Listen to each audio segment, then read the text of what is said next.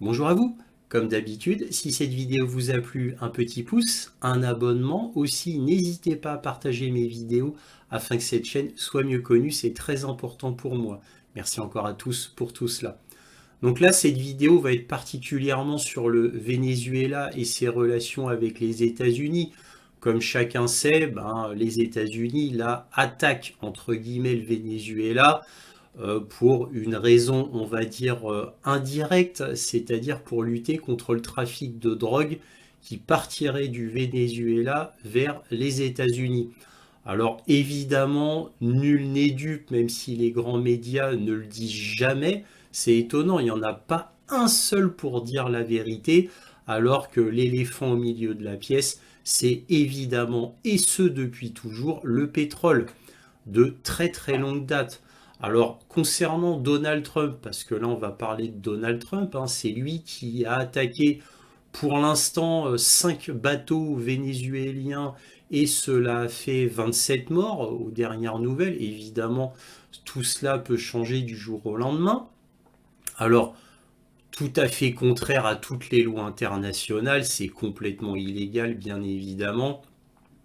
Et la raison est on ne peut plus ridicule, c'est que Maduro serait le chef suprême d'un cartel de la drogue et ce serait de sa faute le fait que la drogue part du Venezuela vers les États-Unis. Et d'ailleurs, Donald Trump a proposé 50 millions de dollars à tous ceux qui permettraient de capturer Maduro ou tout du moins de donner des informations permettant sa capture. Donc vraiment, là, on va très très loin dans le ridicule. Mais c'est Donald Trump, donc nulle surprise. Alors maintenant qu'on a dévoilé l'éléphant au milieu de la pièce, c'est-à-dire le pétrole, il faut aussi parler un petit peu du côté historique. Il ne faut pas oublier que dès 2019, Donald Trump avait fomenté un coup d'État avec Mike Pompeo afin de prendre carrément le Venezuela. Donc Donald Trump, c'est pas cette année seulement qu'il veut prendre le Venezuela. Ça remonte à loin, disais-je, 2019. À cette époque-là, souvenez-vous, on avait Juan Guaido qui s'était autoproclamé président afin de renverser Nicolas Maduro. Alors cela avait complètement échoué parce que la couleuvre était bien grosse à avaler. On a un Juan Guaido qui tout d'un coup se présente comme ça en tant que président vénézuélien non élu alors que les Vénézuéliens ne le connaissaient pas. Il était complètement inconnu, il s'est présenté comme ça, et comme par hasard, on a tout l'Occident, ou presque, à quelques exceptions près, qui ont reconnu Juan Guaido président légitime du Venezuela. Alors là, déjà, ça montrait un énorme problème vis-à-vis des lois internationales qui étaient piétinées par tout l'Occident dans un très beau concert d'hypocrisie, de corruption, de lâcheté vis-à-vis des États-Unis, puisqu'évidemment, tout cela s'est fait avec la pression extrême des États-Unis à l'époque de Donald Trump pour que la plupart des pays européens le reconnaissent comme président légitime.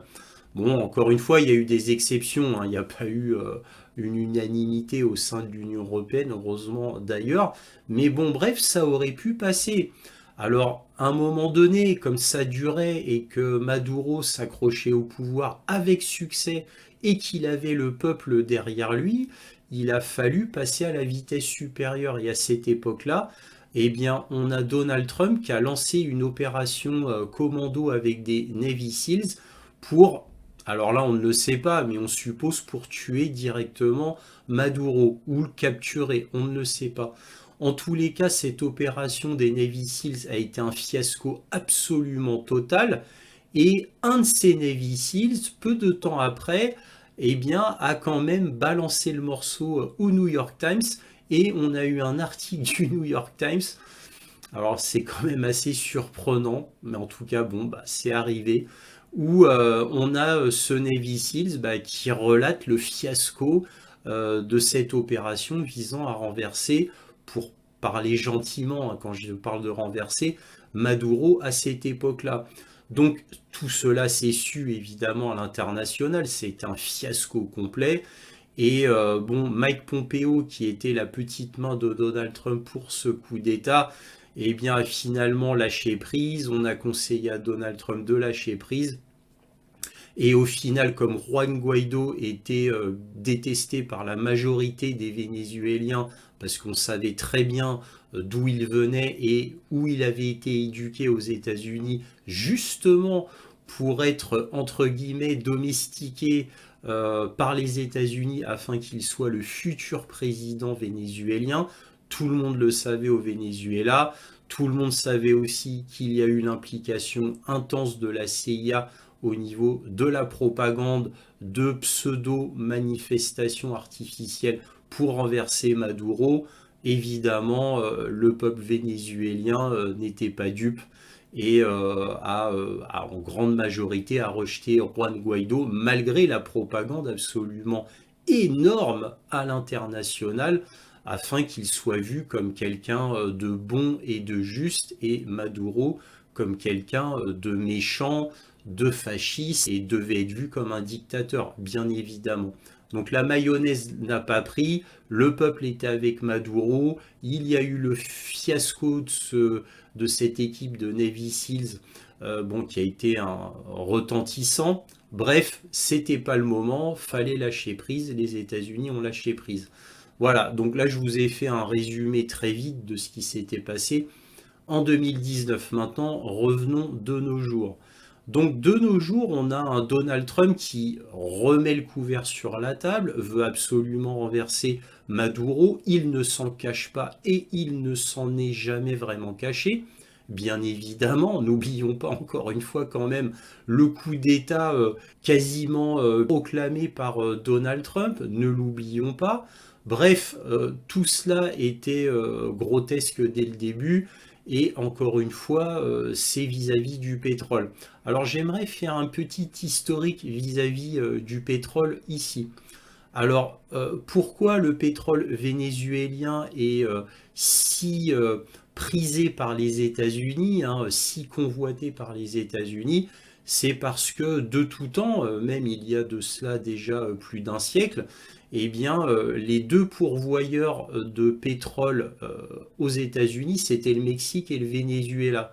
Donc, les États-Unis ont des infrastructures de très très longue date conçues pour raffiner le pétrole extrêmement lourd du Venezuela depuis très très très longtemps, alors que c'est un pétrole qui est entre guillemets de très mauvaise qualité. C'est un peu comme le pétrole canadien qui est un pétrole très lourd, comme celui du Venezuela.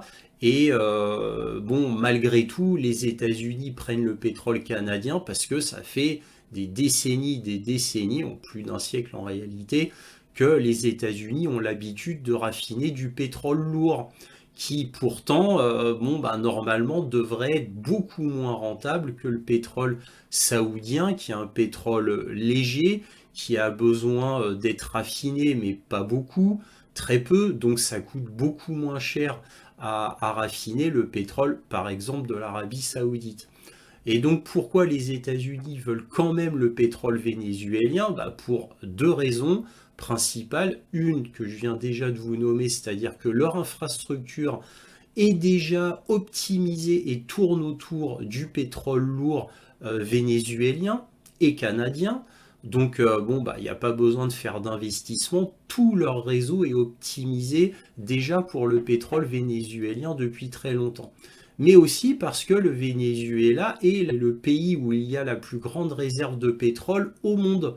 Donc bien évidemment, le Venezuela devient un objet de convoitise absolument énorme, à l'image bon, bah, d'autres ressources, par exemple du Groenland ou du Canada, dont Donald Trump voulait s'emparer, et même, on devrait dire, je devrais dire au présent, veut s'emparer, puisque le président Donald Trump n'a toujours pas lâché prise pour s'emparer du Groenland et du Canada. Et oui, ce n'est pas de l'histoire ancienne, ce n'était pas des paroles en l'air. Alors ça se fait à bas bruit en tâche de fond, mais c'est toujours bien présent, hein. Ne l'oublions jamais, hein, ce fait-là. Donc Donald Trump fait tout cela.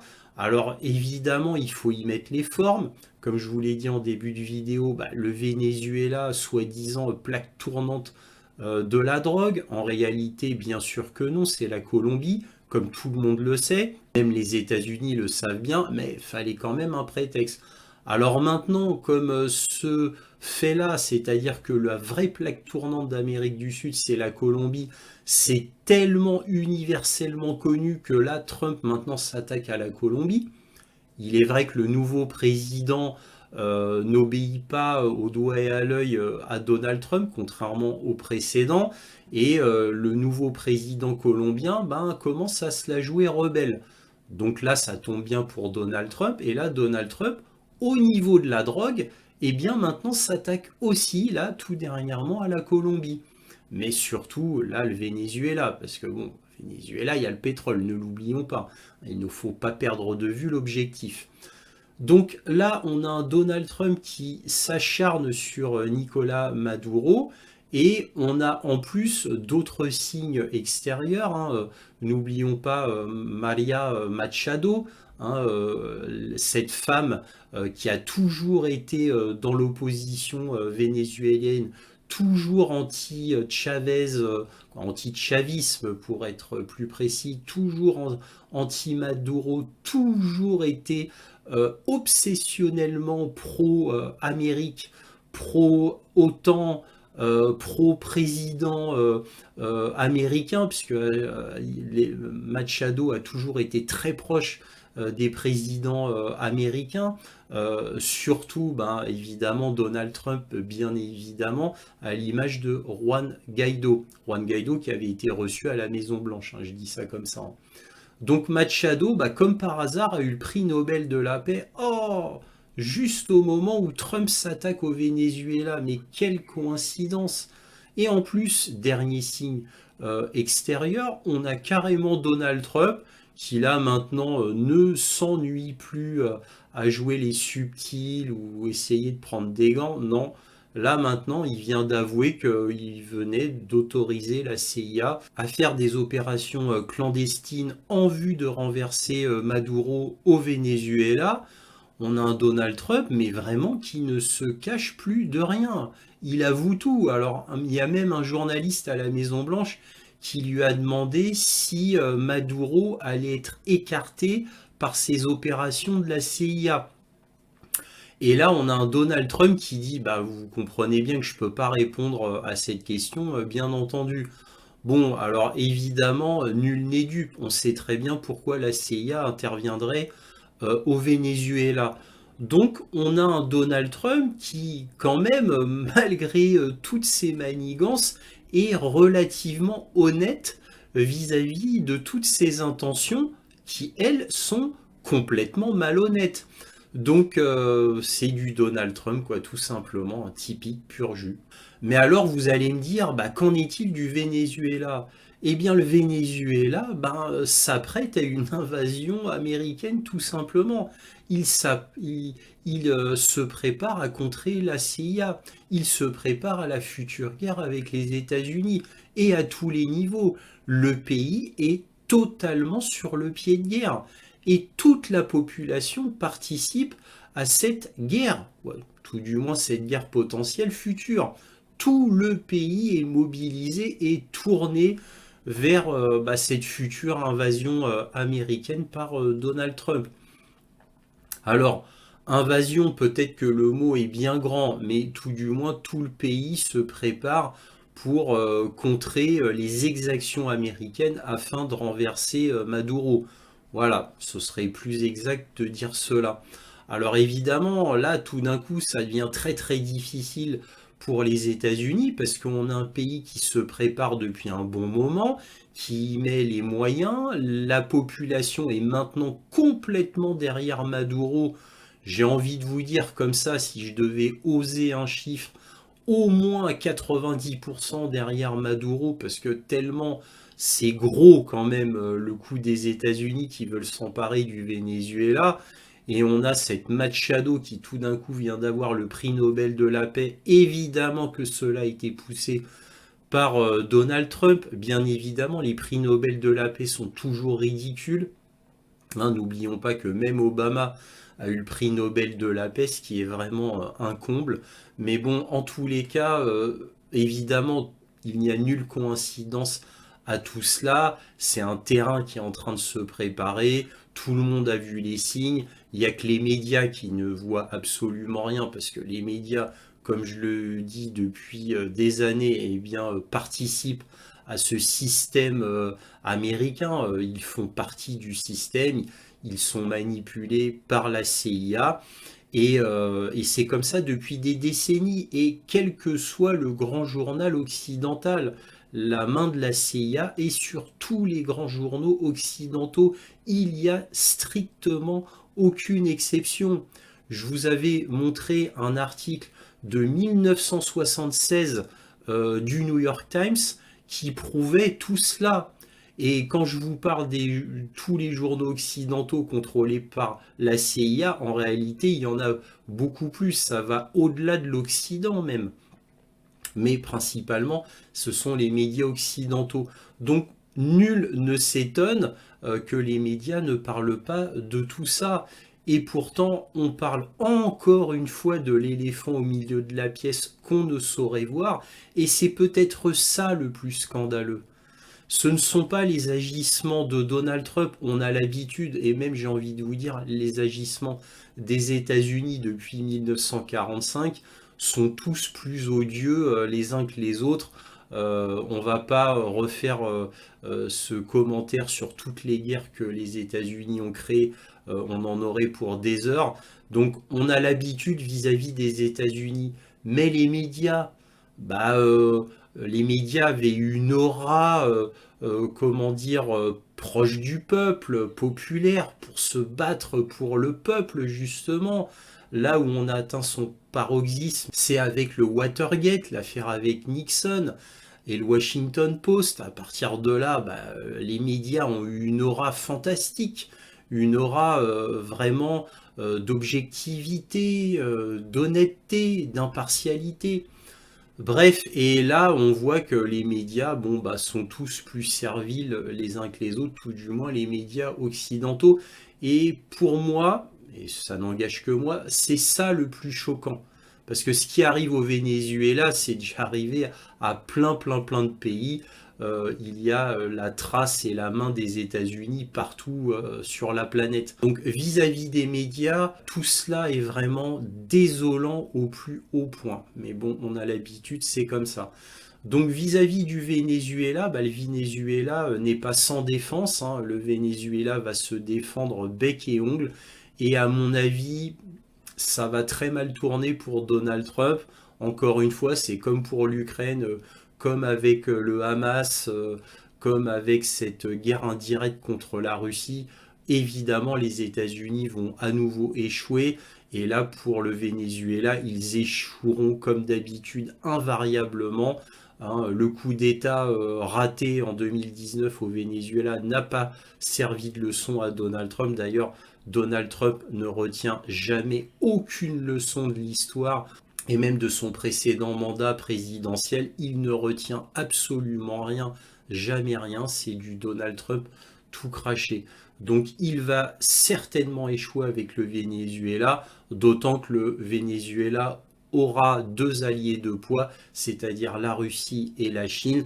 Alors pas avec une intervention militaire directe massive, bien entendu, mais il y aura des interventions diplomatiques extrêmement puissantes. Et même, ça m'étonnerait pas de la Russie et même de la Chine d'envoyer quelques vaisseaux de guerre comme ça proche du Venezuela pour donner un signe très clair et très puissant à Donald Trump afin qu'il n'abuse pas de la puissance américaine comme il en a un peu trop l'habitude. Voilà, si cette vidéo vous a plu, un petit pouce, un abonnement, éventuellement un petit don, lien dans la description.